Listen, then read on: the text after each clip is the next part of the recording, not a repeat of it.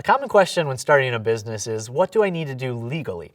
Now, I'm here to tell you that you don't need to do anything legally to get started thinking about your business. The hard work comes first, finding customers, identifying and validating a problem, and testing your idea to see if it actually solves that problem. You can do that through interviews, through an MVP, through pre-orders. Do all of that before you worry about the legal process. Make sure you have something you're going to pursue before you worry about all of the legal things. Once you start making money, when you start bringing money into your business, that's when you're going to want to think about a few legal items.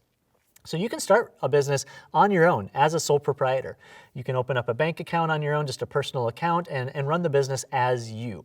But as a business grows, you're probably going to want to establish and form a business. So you can have a business checking account, you can have some legal protection, and that's where the legal items come in. So the first item you're probably going to want to pursue is a federal EIN number.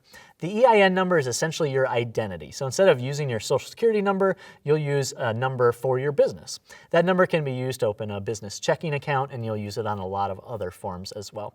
The second thing that you're going to need to do is incorporate your business with the state. So if you live in a state like North Dakota, you can incorporate it in North Dakota. You can actually incorporate in any state, regardless of where you live, but I would recommend generally starting where you live if it's going to be a local business. Now, the incorporation, there's a lot of different forms that this can take. Sole proprietor, we already talked about. You can also create what's known as an LLC or a C Corp or an S Corp. The majority of businesses that I talk to usually fall into the LLC category, a limited liability corporation.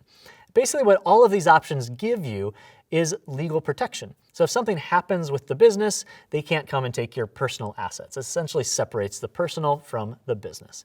You're going to want to talk to a lawyer if you need more clarification, or talk to your local SBDC officer who can give you some direction on that. One thing to know about both the EIN number and incorporating your business in your local state is that you can do it. You can incorporate on the Secretary of State website in your local state. Many states have an online portal. So like in North Dakota, you pay $125, you incorporate online, and you get it within 2 weeks generally. So it's a pretty fast process, and it's a great way to get started and give you everything you need to continue growing your business. There's a lot of other pieces of information you might need depending on what you're doing.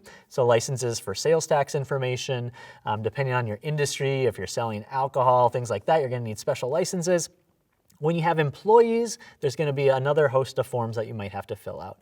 Just know that these legal questions are confusing. Everybody has these questions, but there are many people who've been through this before, and they want to help you. So find a mentor in your community, maybe talk to an SBDC officer, or talk to a local resource who will help you get started. There's people there to help, and everybody is cheering for you to start a business. So don't let it slow you down.